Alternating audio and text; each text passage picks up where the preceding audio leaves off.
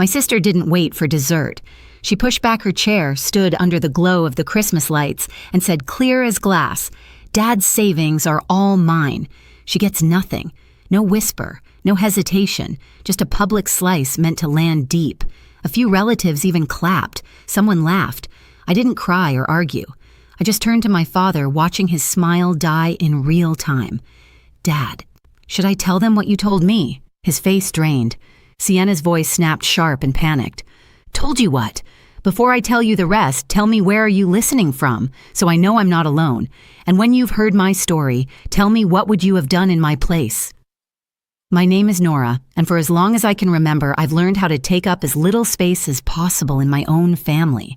I work in a creative field in Seattle, quiet, steady work that lets me build things with my hands, things that don't yell over me or talk down to me. Out here in my small apartment overlooking the gray city streets, life feels calm, predictable, mine. It wasn't always like that. Growing up in my parents' house I lived in, the glow of a Christmas tree that looked warm but never felt warm. My mom, Elaine Sharp, decisive, always certain. She was right. Liked to say, Sienna, my older sister, was born dazzling.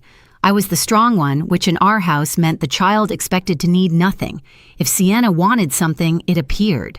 If I wanted something, I learned to let it go. My dad, Thomas, wasn't cruel. Just quiet. Too quiet. His silence wrapped everything, especially when Mom's favoritism cut deeper than she realized, or maybe exactly as much as she intended.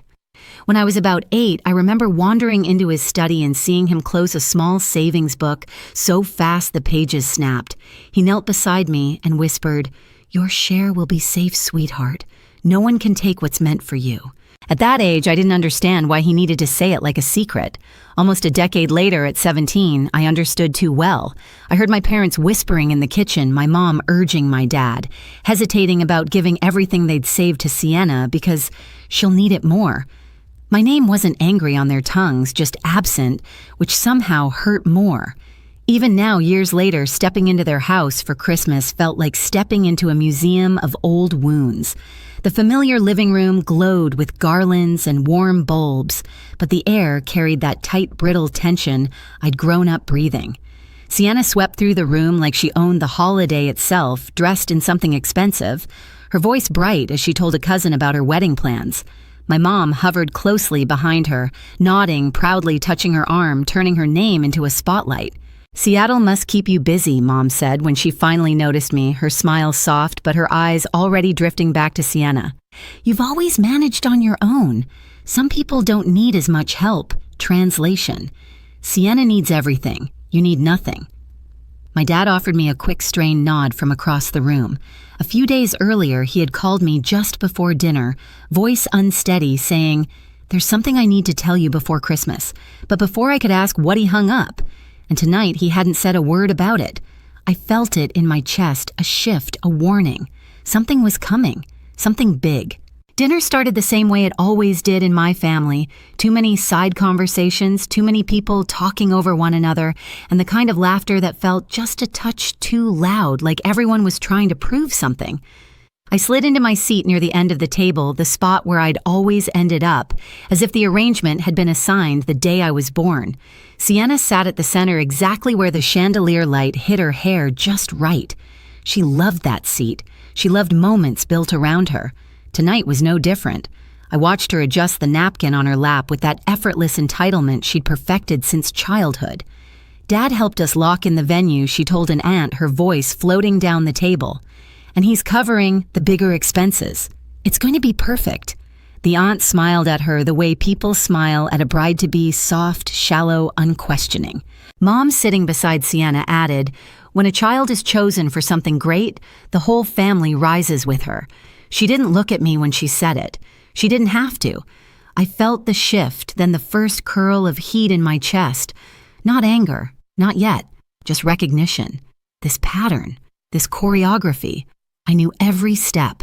Thomas, my dad, sat across from me pushing food around his plate. When our eyes met, he looked away quickly, like eye contact might expose him. It brought back another memory, Sienna at 15, crying because she didn't get the lead in the school musical. Dad fought the director, demanded they reconsider, and somehow, Sienna walked into rehearsal the next day with the solo. I'd been standing next to him when he said, "Some kids need a little more help to shine." I had wanted to ask, "And what do I need?" But I never did. Tonight I saw that same expression on his face, the nervous twist in his mouth, the guilt he pretended wasn't there. So Nora, Mom said, passing the bread but not actually offering it. Still working on those creative projects in Seattle. I almost laughed. Creative projects. As if my career were a hobby I played with between real adult responsibilities. I said. Work's been steady. Mom nodded, clearly uninterested, already turning back to Sienna. Some people just know how to build a future. It's a gift. The words landed with a familiar sting. They were never about my future. They were always a prelude to praising Sienna's. Dad cleared his throat, suddenly a small, brittle sound. For a moment, I thought he might finally bring up the phone call, the something I need to tell you. But he only adjusted his fork and said nothing. Then I heard the faint clink of glass. Sienna lifted her flute of champagne and tapped it lightly with her ring. The entire table quieted. Even the chatter in the kitchen seemed to pause. She smiled a polished, confident smile she'd practiced for years. "I have an announcement," she said, eyes gleaming. A big one. A cold line ran down my spine. I knew, absolutely knew, that whatever came next was going to change everything. Sienna didn't rush. She let the room hang on her smile for a beat too long, the kind of pause she used to take before opening birthday gifts she already knew were expensive. She enjoyed anticipation, the way people leaned toward her, not realizing they were being pulled like strings. "Well," she said, finally lowering her glass just enough to keep the spotlight. "Some of us were chosen for a reason." My stomach tightened. I'd heard versions of that line my entire life, but tonight it carried a sharper edge. She continued talking about her wedding, the costs, the plans, the investments Dad believes in. Every word was a reminder that Thomas, my father, had been spending more on her future than he ever acknowledged to me. I watched him shrink in his seat, shoulders curled inward, as though he knew what was coming and wished he could disappear before it arrived. Mom clasped Sienna's hand dramatically. "Sweetheart, you deserve everything coming your way. You've always been the one willing to step into something bigger." The implication was clear. I'd never been bigger, just unnecessary. A quiet hum built in my ears, not anger yet, but the beginning of something solidifying. Something that had been waiting for the right moment. I took a slow breath, grounding myself. I wasn't the same girl who overheard whispers in the kitchen at 17.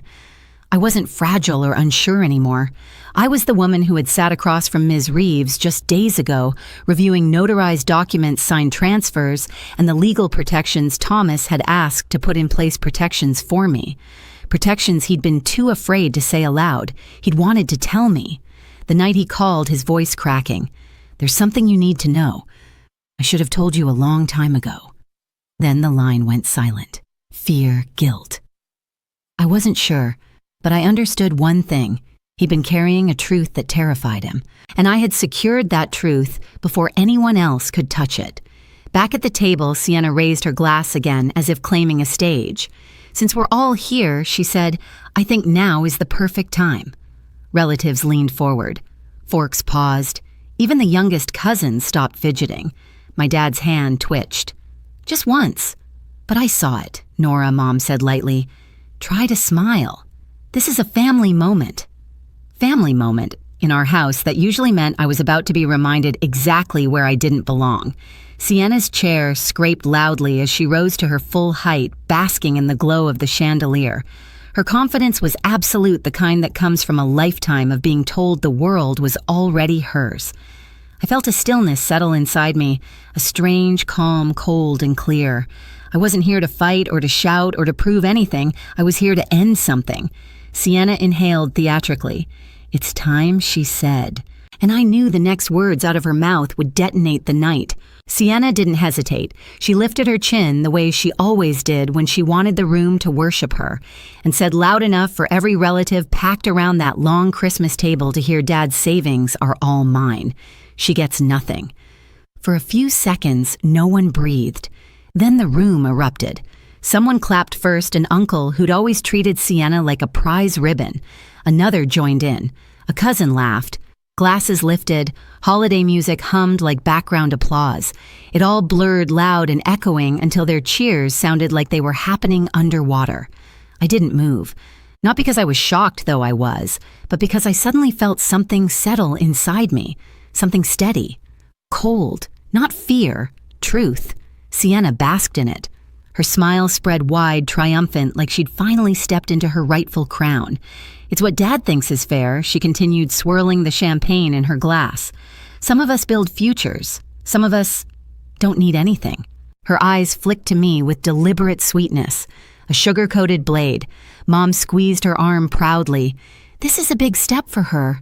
We should all be happy for Sienna. Happy for Sienna, while I was told publicly that my life, my work, my place in this family amounted to nothing. Dad sat stiffly at the far end of the table, staring into his plate, as though the pattern on the porcelain might swallow him. His fork lay untouched. His hands trembled. The cheers slowly faded into murmurs, then into a tense quiet. I finally turned to him. Dad, I said softly, should I tell them what you told me?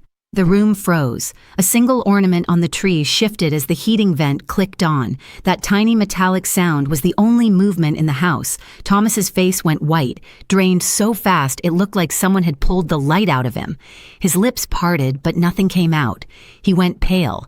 Someone whispered behind me, half amused, half confused. Then came Sienna's voice, high cracking under the first sign of panic. Told you what? She stepped forward, her heel catching slightly on the rug. Her confidence wavered. Just a little. But enough. What did he tell you? Nora, she snapped harsher this time. You're making things up. Dad wouldn't tell you anything important. I didn't look at her. My eyes stayed on Thomas. Dad, I said again. Do you want to tell them or should I? He swallowed. His throat bobbed once, twice. Nora, I didn't mean for this to happen this way.